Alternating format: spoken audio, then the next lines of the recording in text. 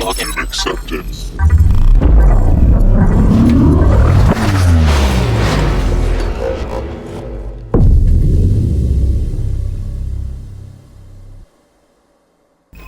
All right. Yeah, we're locked in. We're ready. Hi guys. Welcome to Intro to Red Team 2, The Lab, which is the thrilling sequel. Um, I'm Moose, also known as Delonia _ on Discord. I'm a current Swintern. I was the captain for last year's Cyberforce team, and I've done NCAE for 2 years. I'm Josh. I help with comms for Swift. I was on Cyberforce last year and in CAE this year.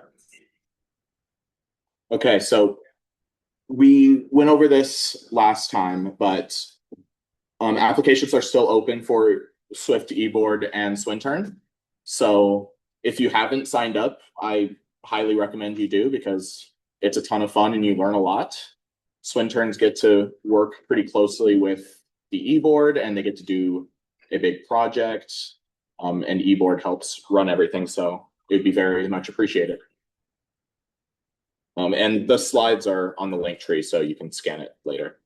So in this lab, I want everyone to learn some common red team tools that might happen on a vulnerable system.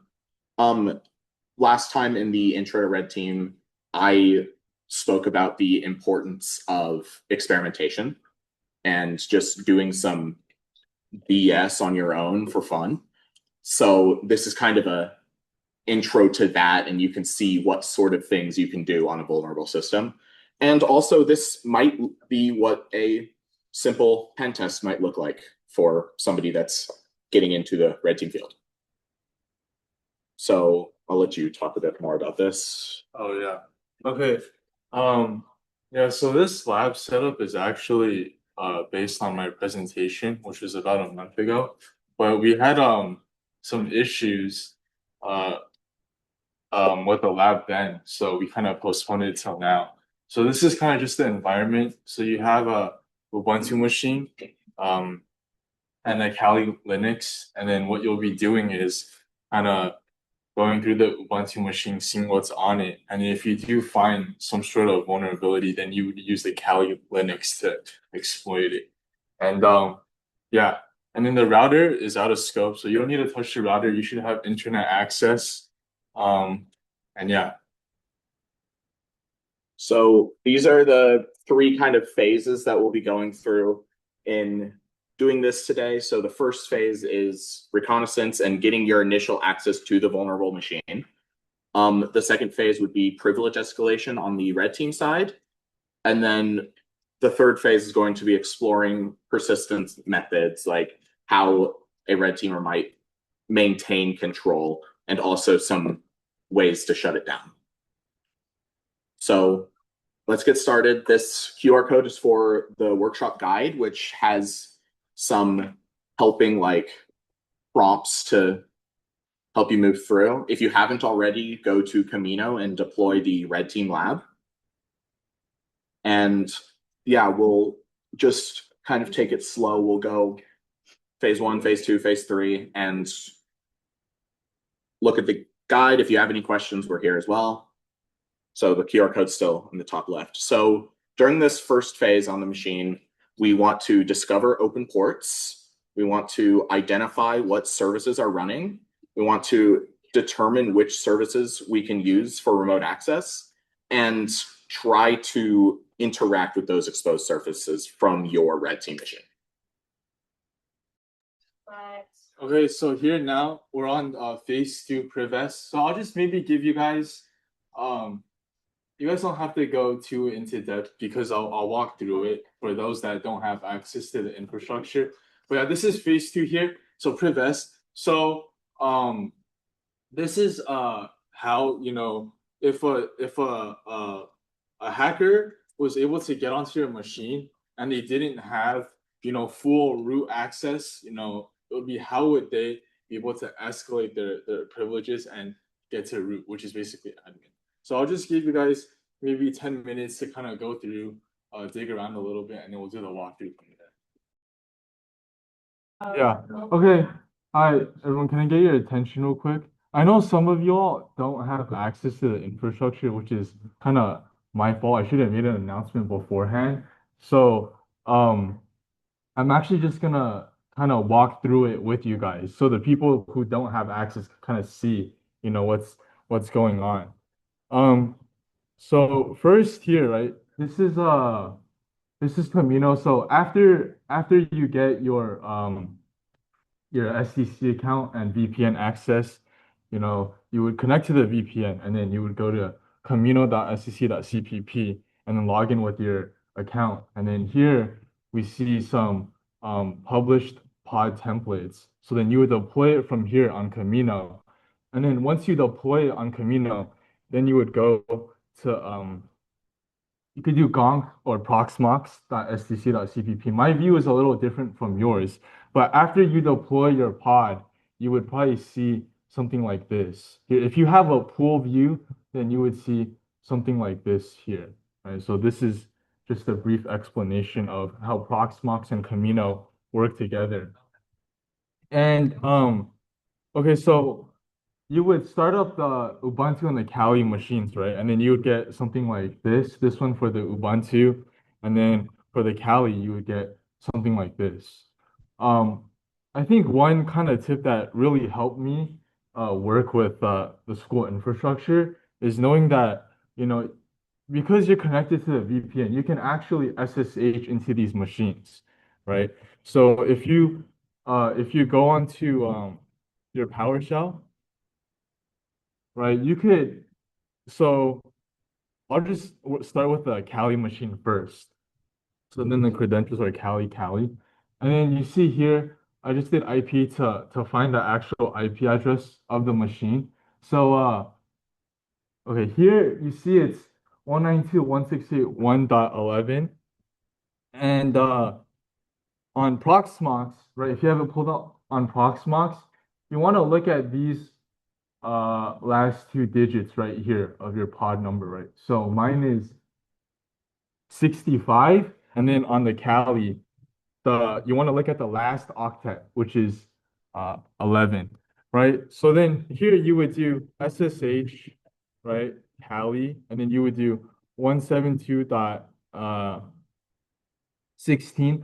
This is the network that these machines are actually connected to, and you would do so for the third octet you would put in your pod number. So for me it would be 65, and then the last octet of my Kali machine here, which is 11, right? Right? And then so because this is your first time connecting, it's gonna ask you if you trust this, and then you're just gonna type in yes. And then the Kali's password again is Kali, right? So you just type Kali.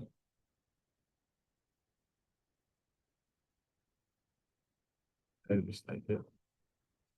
Okay, yeah. Okay, so now we're in. So basically, you're on the Kali machine, but you're using your host machine. And this is really helpful because it's a lot easier to copy and paste, right? You can just copy and paste into your terminal. So it's very easy. So I'm gonna do the same thing with my Ubuntu machine here. So here I have it pulled up. IPA, this is a 12, right? So I would do .65.12. So that's the SSH.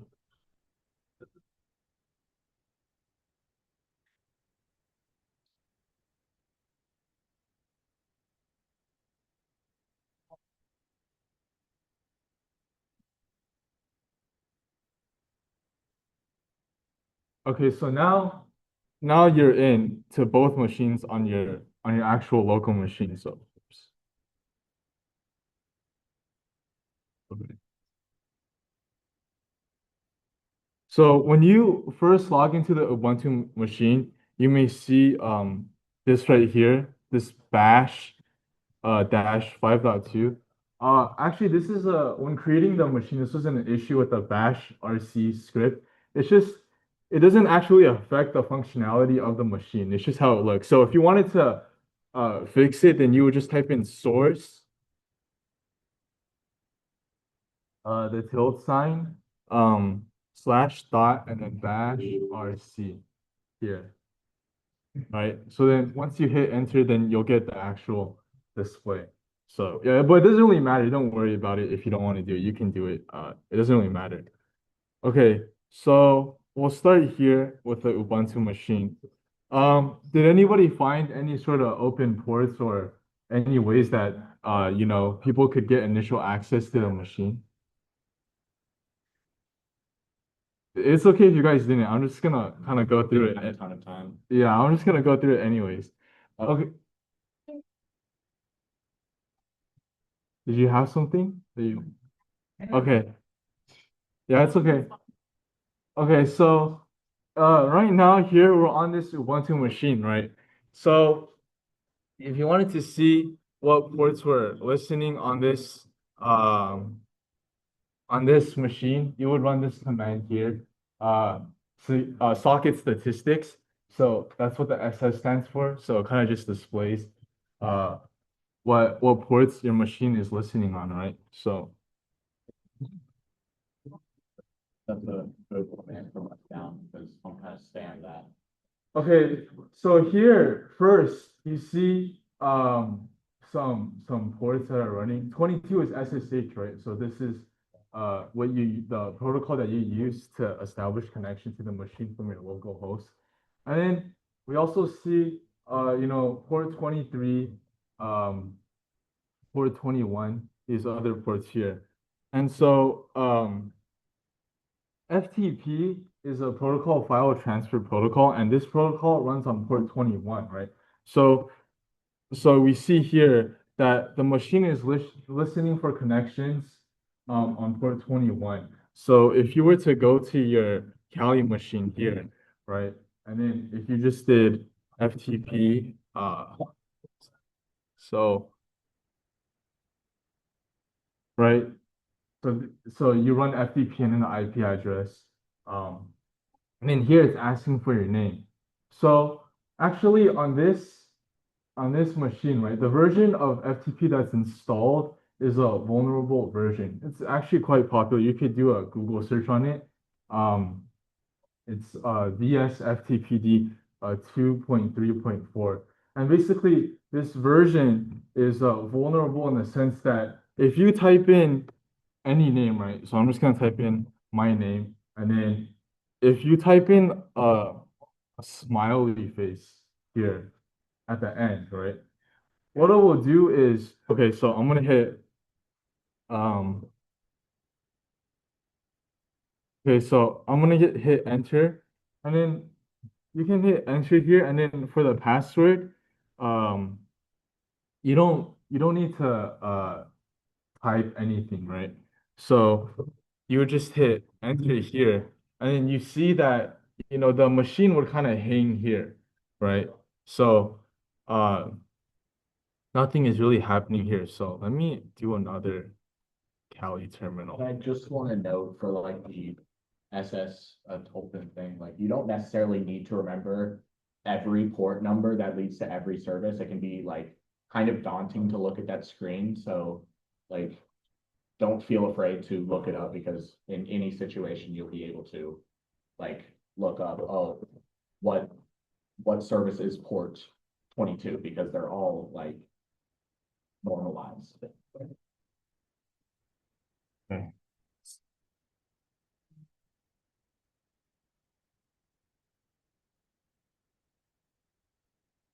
Okay. So now you're on this terminal here.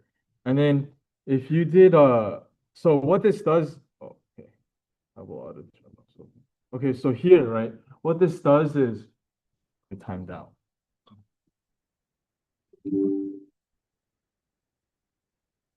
Right? So here it'll hang. Okay. This one.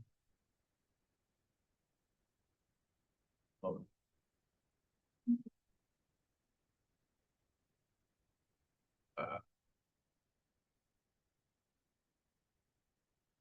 no. I think let's see if it still was. What does it say? I don't know. Try it again. Yeah, let me do everything first. So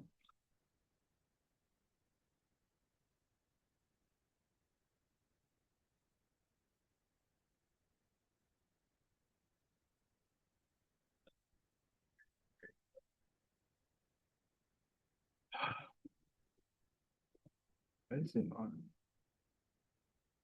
Is it listening? Yeah, so in cybersecurity, you have to troubleshoot a lot of the times to see what the problem is, right? Because you get stuff like this, it's like, yeah, okay. It's not.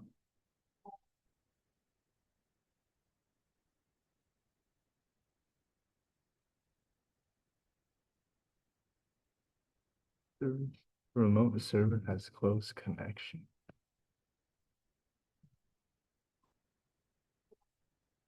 I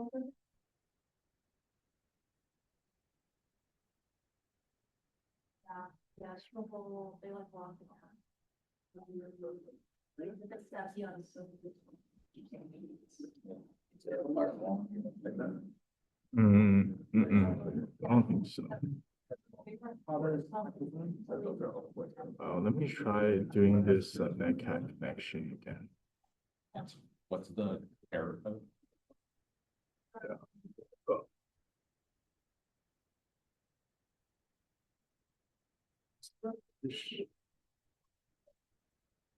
Okay. Okay, it actually worked. I don't know why it was showing that error. But anyways, yeah, I had no idea. Anyways, here, right? Okay, let me go back. Okay, so you would type anything, and then at the end you would type a smiley face, right? And then basically what that does is it opens up a port on this machine right here. 6200 right here. So you type the smiley face, and then what it does is the Ubuntu machine will start listening on port 6200. And then what I did here, right, is I'll do it again. Okay, well, you can see it here, right? I use Netcat to connect to the Ubuntu machine on this specific port here. And then you see, I basically have this root shell here. So I did who am I? It gives me root, I did ls. And then you see here, I'm in the root directory, right, with everything here. There's a command you can run to make it a fully functioning shell. I don't remember off the top of my head, but yeah, this is basically how the vuln worked right here. This one for FTP. Okay. Yeah. So here, yeah. Okay, let me see it. Let me just.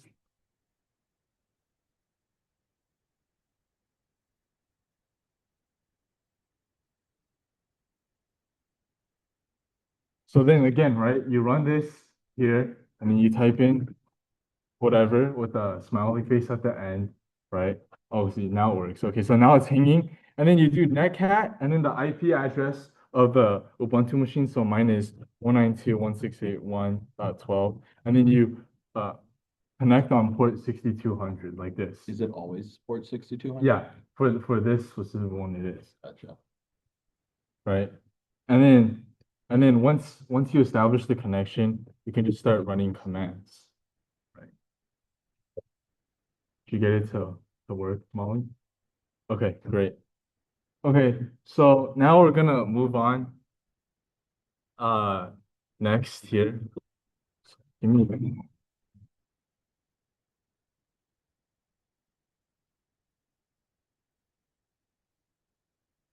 We'll just tie this back to the red team. This the first step of a pen test is like getting control of what you're looking for. And now we're going to like kind of prod a little bit deeper because as a pen tester, it's important that you're able to see the real world impact of what you can do with control, right? So that you can relay that information to somebody higher up.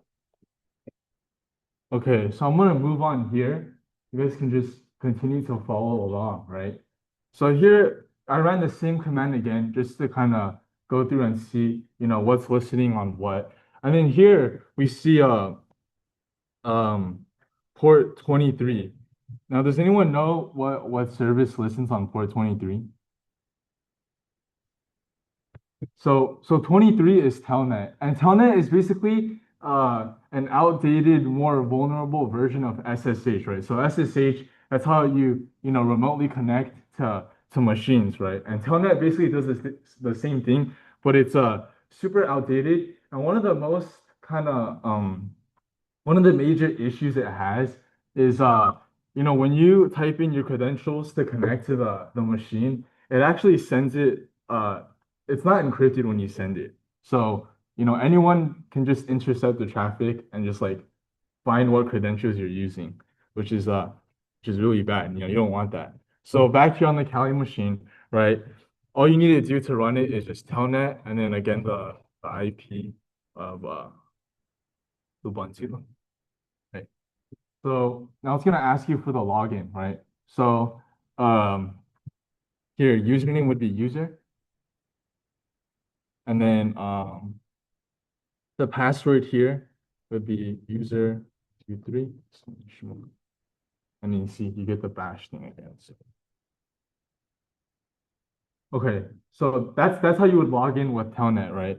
And so it's kind of similar to SSH, right? You see that? So if I were to exit here and come back to the Kali, right? So if you wanted to, I'll do it again, but this time I'll be capturing the actual traffic, and then we can see how you would be able to obtain the credentials from that. So here I'm gonna run. I don't.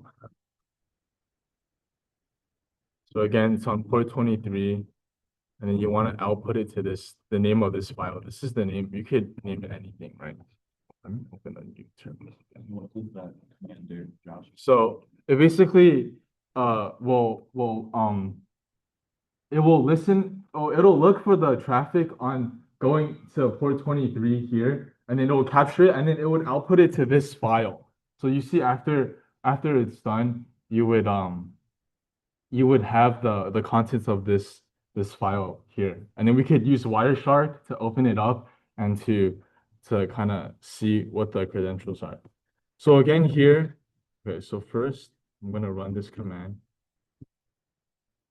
right? So now it's listening, and then now on this Kali, I'm gonna do the same thing. Well, right, and then the login again, user 0. Right, so now you're in here, right? So because you're in now here, right, stop, right? And if you do ls, you see it outputted to this telnet capture.pcap file, and then you could type in Wireshark. Okay, well here I actually need to go to this, or else I won't get the GUI.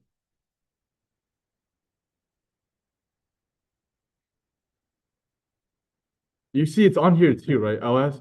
Oh, wait, is this? Oh, sorry, this is not the right machine. You see here, it's also on this machine. You type ls, the file is here, right? The telnet capture pcap file. So then what you do is you would do Wireshark, type in Wireshark, or you could open it from here. It doesn't really matter which way you open it, right? Then you do file, open that specific file here. So this telnet capture, right? And now you see here, these are the network packets that it captured. So how you would find the actual the actual telnet passwords is you would just click on any packet that has the protocol telnet, right? So you just click on it, you can right click on it, you do follow TCP stream. You see here, right? The login here is user, and the password is literally in plain text right here, right? And so that's one way in which somebody could obtain your credentials if you were using Telnet, right? So it's much better to use SSH. And if you were in some sort of competition environment and then you saw something running on port 23, you'd be like, oh, that's Telnet, and that's not good. We don't want to have Telnet.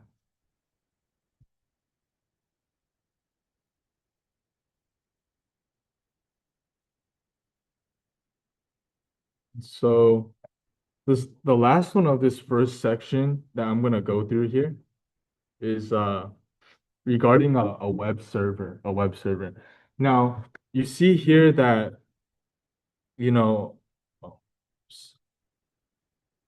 that this machine right here, right, is listening on port 80. And for those of you that don't know, port 80 is the HTTP protocol, right? So this machine is listening for connections through HTTP.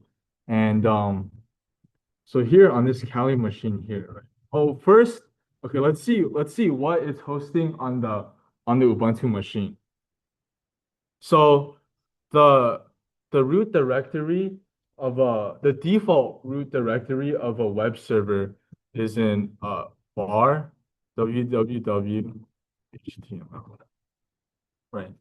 So here you see there's this index.html file, and this is the default Apache. Uh, this is the default Apache display page, right? So I don't know if he's okay, maybe I'll just pull it up on the actual Ubuntu machine. So if you just do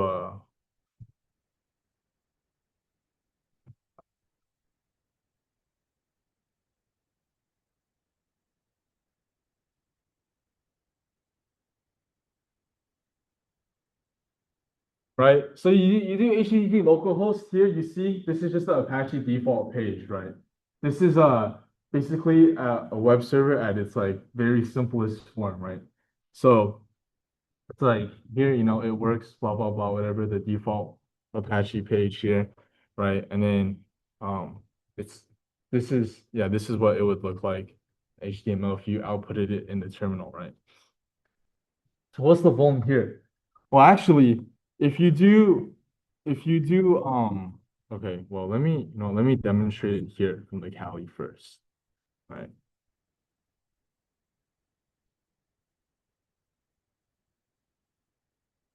Do This one's not localhost. You have to type in the actual IP. Okay, so here, right now you're connected from the Kali machine, right?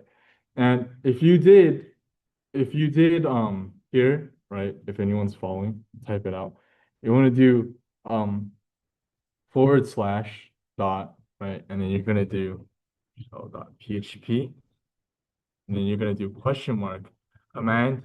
And in this case, you see here I've already ran it, right? Command equals to command like this, right? So then I'm just gonna hit enter, and then www data is the service, the default service user for web, and let's see ls.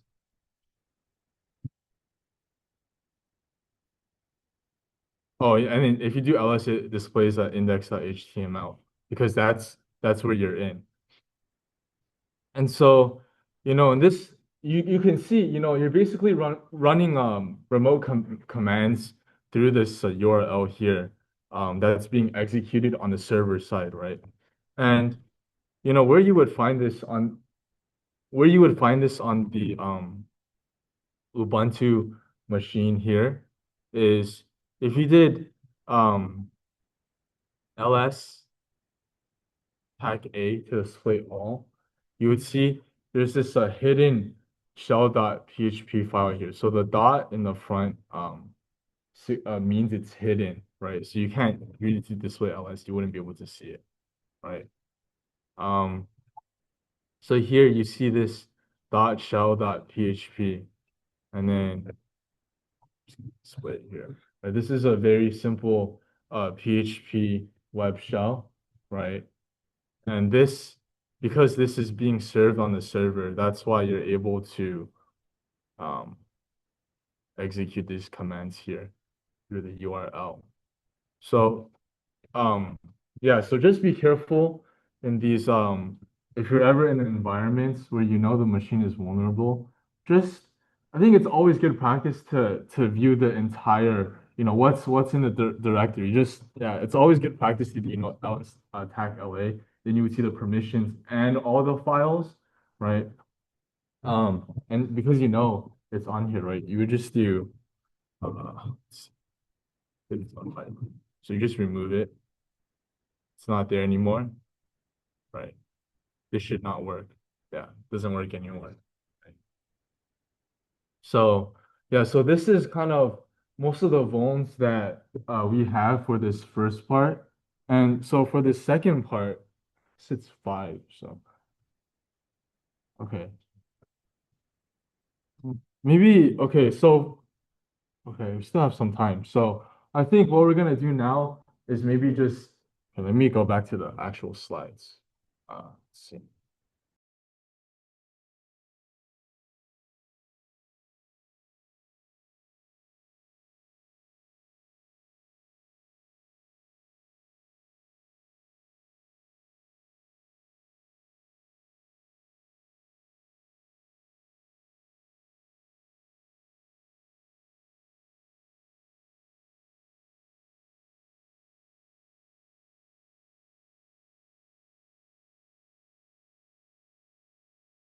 I'm gonna get started on the second section now. Just so yeah, just so Starting yeah, just so we have Second enough session. time. and we would at everyone. All right, so here, right? Okay, so the slides, a big portion of this section is actually on sudo. So sudo just stands for super user do.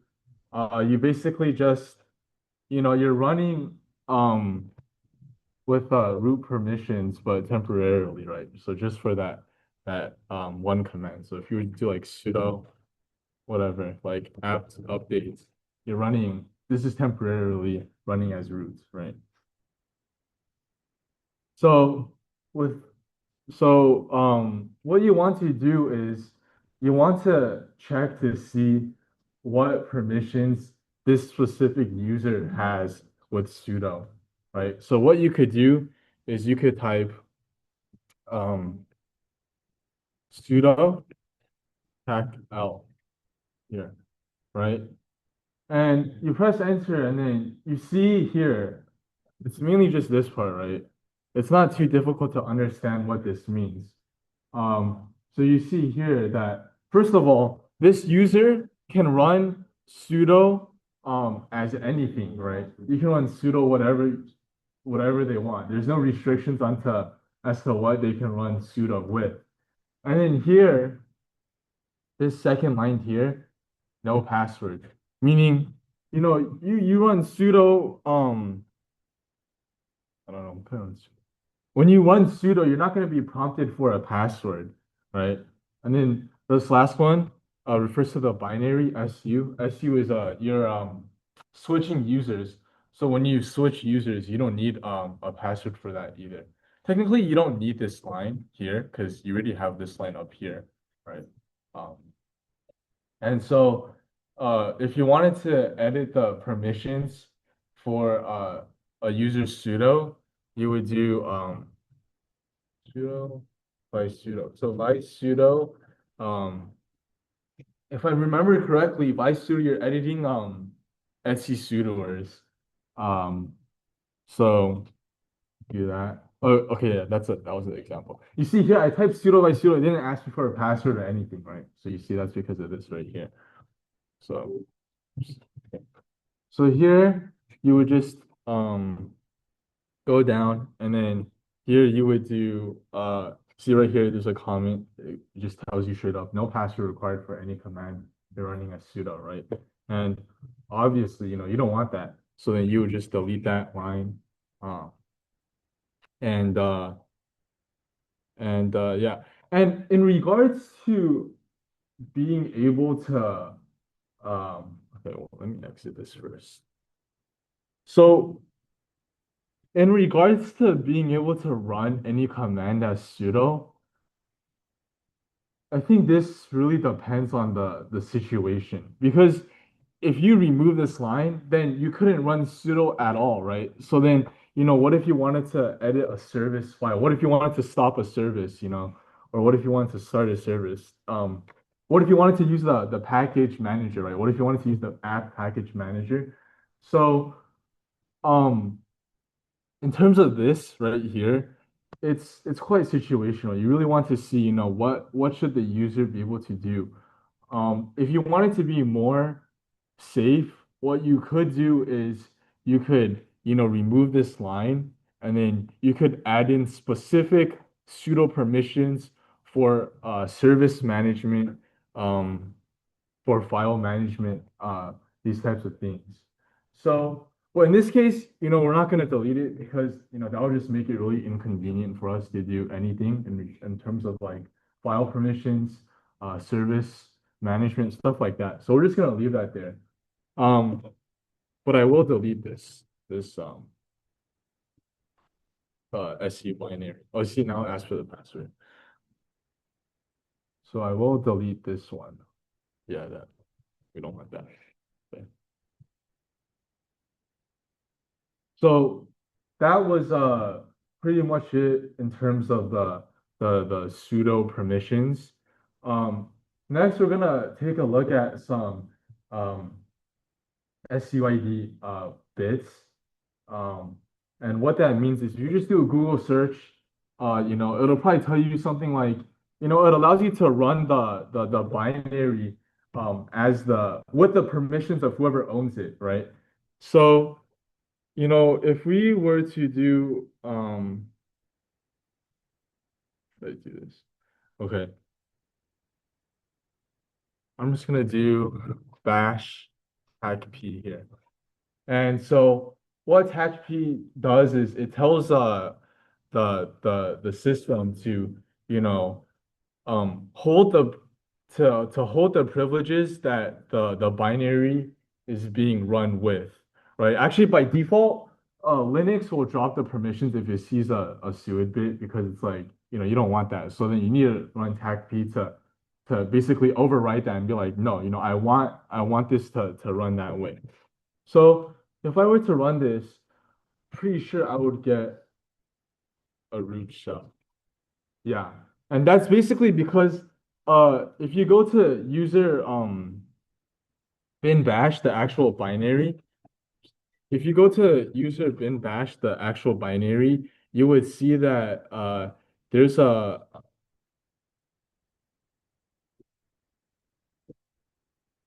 okay, it's gonna be all.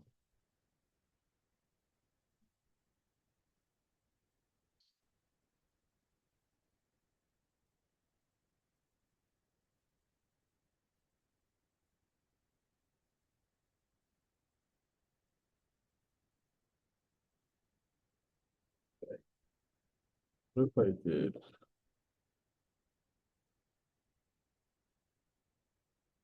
Okay, so here, right, you see that I'm viewing the permissions of the bash binary, and then you see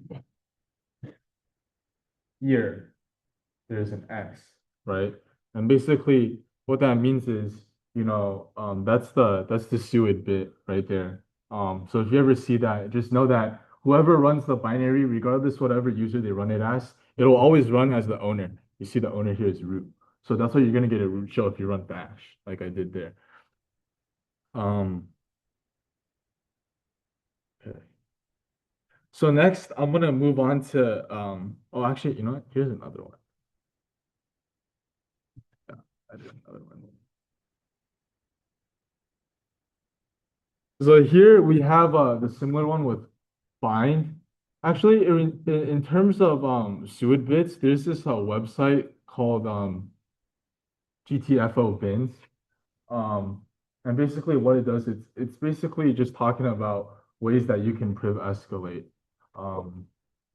And yeah, and so one of the commands on that website is let's see. So first, do this in my home directory. First, you're gonna run the find binary, and then you're gonna do tac execute, which means whatever comes after this, you're gonna run it as a command in bash. So then you'll execute this bash binary, and then you do tac to hold the privileges, right? Because you don't want it to drop. And then this, I'm pretty sure here, when I was testing it, this basically makes it so that you can exit out immediately. I think I tested it without this right here. I basically got stuck in the root shell. I don't know the specifics about that, but this is what you would do right here. And you could find this on GTFO bins. All right, so then you would run this right here, and then Yeah, it's another SUID bit. Like I said, so you would get root like this too. So just look into the file permissions, right? See, whatever files binaries have what permissions and see if that's what they should have. And so what I'll move on to next is Linux capabilities. And Linux capabilities are basically it's it's Linux dividing pseudo privileges into smaller bits. You don't, in terms of running sudo, um, it's kind of like running sudo, but you're breaking it down even more. You're breaking it down even more. And so, there's a popular Linux capability in regards to Python. And so, if you do, okay, so let's see here.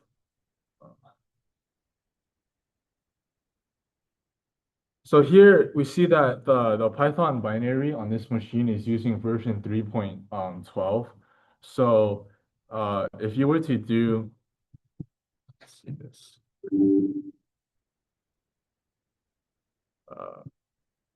want to do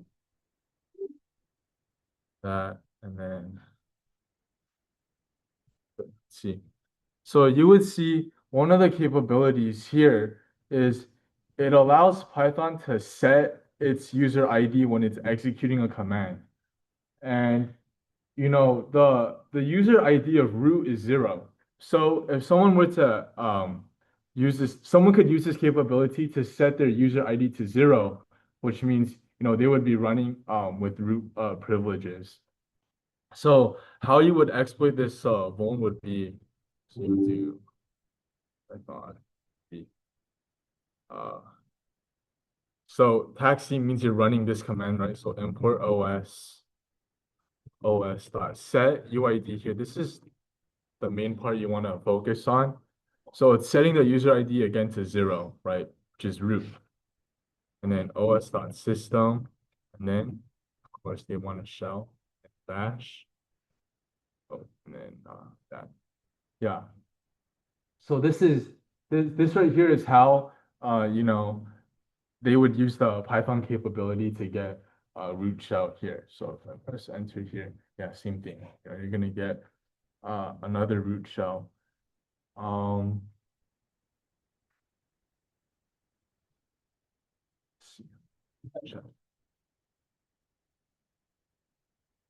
Okay. And then on the slides, I did put down Apache web server.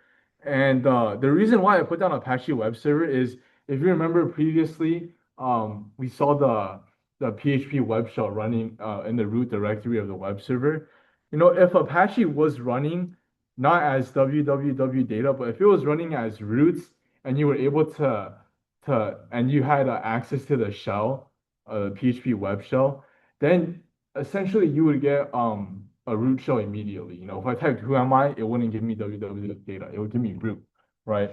So, you could actually make it so Apache runs as root, but it's actually kind of complicated. If you were to like try to do it, Apache would kind of keep asking you, are you sure? Are you sure? Something like that. So it would just be really difficult to make Apache run as root, but just something to consider, there's a reason why, these web servers have a dedicated service user. They don't run as root because if someone were to, get access to a vuln in regards to the web server, it could compromise the whole machine, right? So I think this is pretty much it for this phase 2 part. Phase 3 is persistence analysis. It's 5 feet. This one can be. This one is pretty quick too. I guess I could just go through. We could finish a little early, maybe. Maybe I won't finish early. I guess it's better to play it safe. So, okay. So in regards to persistence analysis, this is basically, so once the attacker gets onto your machine, they might set up something that allows them to easily reconnect, right? They don't want to keep reconnecting to your machine using the same vuln because if it gets patched, then it's like, what are they gonna do? And so here, the main focus or the way I designed the lab, it uses services, right? And actually, when I published the template, I guess the services weren't it wasn't running. So yeah, that's something you have to consider. So here, right, the two services that I kind of set up here, I kind of tried to make it not that obvious, but it is kind of obvious. Well, that one's obvious. We didn't do that. Was these two right here, this timer dot service and then this update dot service here, right? So let's start with take a look. Um,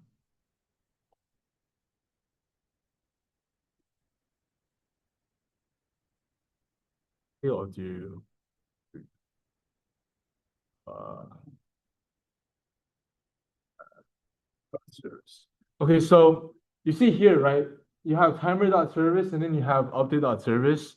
And so the difference between these two is update.service is a reverse shell. And this one is just opening up a open port on the machine. So what a reverse shell is, it's basically the compromised machine will be the one initiating the connection to your machine, right?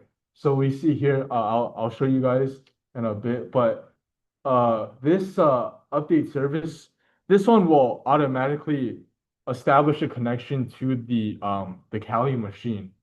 But with the timer.service, it's similar to FTP in the sense where there's an open port, right? You see the open port here is 5,000, and then using Netcat, you would connect to that port, right? So there's just two, it's kind of these two are different. These two are different. There's two ways of persistence here. Yeah, like I said, when the template was published, these services weren't they weren't started up. So if you do like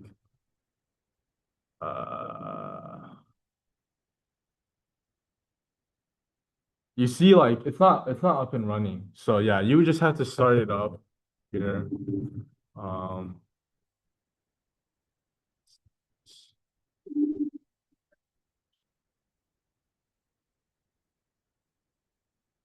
And then we're gonna do start.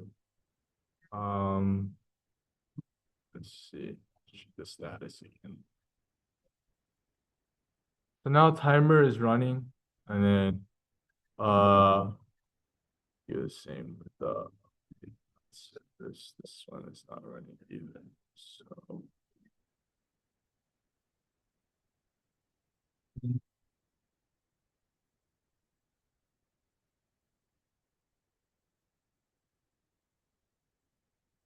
okay, let's start first with the timer.service. So this one is using the binary SOCAT, right? And basically, it's okay. So if we do now that the service is running, right? Let's see, status, without service, it's running. So if we do ss open, you see here, 5,000. Yeah, see here now it's listening on port 5,000, right? And so if we're gonna go to the Kali machine here, right, you would do pretty much the same thing as FTP, right? Netcat 92.168.112. And instead of 6,200, it would be 5,000. And it's the same thing, these are not fully functional shells. I think you would use like Python 3 to get a fully functional shell. But yeah. So that one would be this one would be the timer.service one. So of course if you you find out about this, you would just stop, disable the service, remove it. Yeah, that's pretty much it. Sometimes in competitions they do make it so that you're not able to remove it. They make it a lot harder, so you have to find some sort of workaround. But in this case, yeah, it's very simple. You just delete it, right? And then here we're gonna do, or no, not that. We're gonna do this. And this one is a little different in the sense where, it's not necessarily, you see here, right? You see 4, 4, 4, 4, 4, 4, 4, 4. Yeah. here. And then if you look at the open ports again, you're gonna notice there's no 4444 here, meaning it's not actually listening on 44444 something.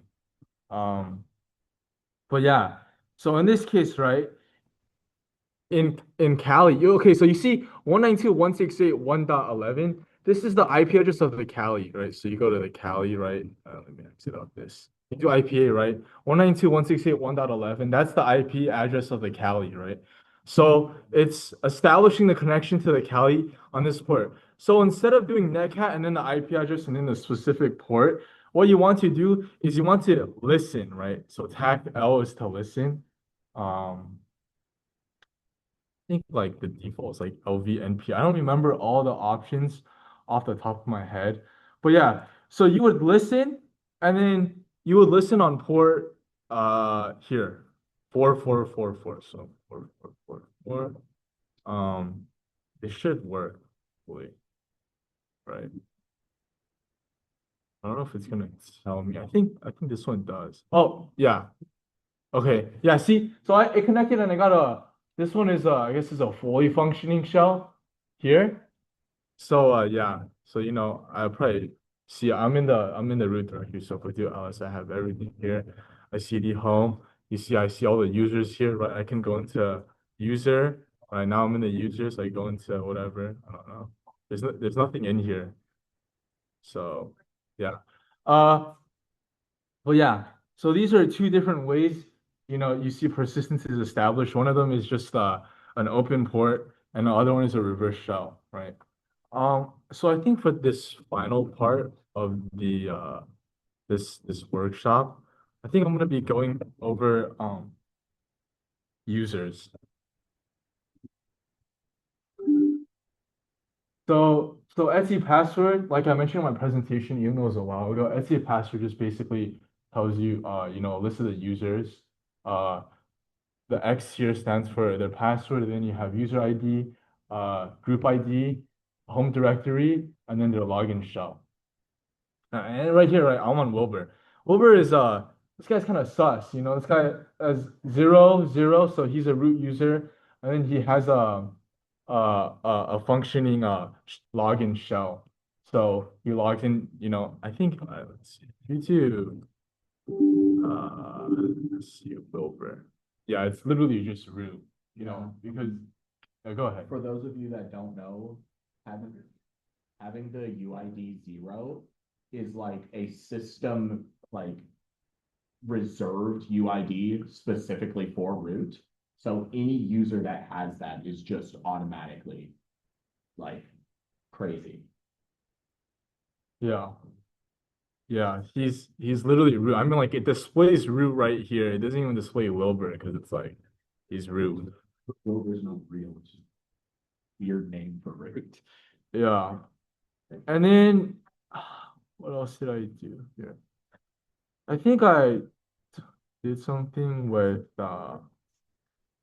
oh, yeah, okay, let me show you something right here. So you see here is www data, right? And this is the service user for web, right? Like I mentioned before. And if you notice here, right, this user doesn't have a login shell. Right? This user doesn't have a login shell. This is a built-in security protocol, right? So if you see any service user with a login shell, that's very sus. They're not supposed to have that. And here, another one is nobody. Nobody is search up this nobody. I'm pretty sure nobody is like you're just not supposed to use that user. Yeah, it's like being put in purgatory. Yeah. Here it says it's a standard unprivileged system account. So it's nobody, yeah. That's what it is. But you see here, right? Same thing, user group ID 0 and it has a login shell. It shouldn't have a login shell, right? You get sent to hell, but you're God instead. Yeah, so that's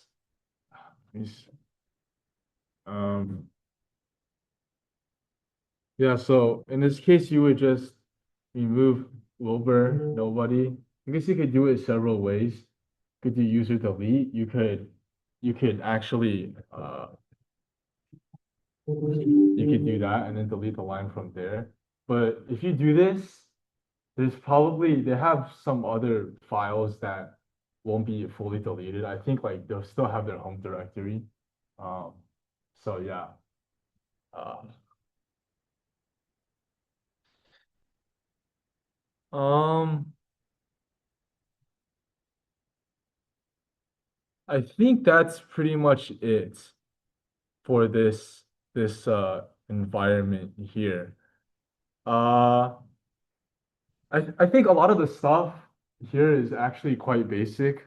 Um, in competitions, it's much harder, and I think even in the real world environment when you're working, it's not going to be this obvious stuff like that. But I think this is just some fundamentals we all should know when it comes to red teaming and just securing Linux in general. But for the people that are like brand new to this, that are just now joining Swift, there are more intro things as well. Like, don't feel bad if you were a little confused today. Like, it, it it's easy to people that have done cybersecurity for a while. It won't be for people that are just starting out. So don't get discouraged. Keep going. Yeah, and I think in terms of this lab, um, I'm not deleting the template anytime soon. I don't know if somebody at the SDC will delete it. Hopefully not. Um, but yeah, I think what I can do is I can do, of course, I went through a walkthrough. Maybe you guys don't remember everything, but what I can do is I can do some sort of in-depth write-up, right? And then so that for those of you that don't have a SCC VPN account, once you do get access to that, you can, deploy this template and then go through it yourself, kind of experiment with it. So yeah. Well, I think in terms of the lab, that's yeah, that's pretty much it. Yeah.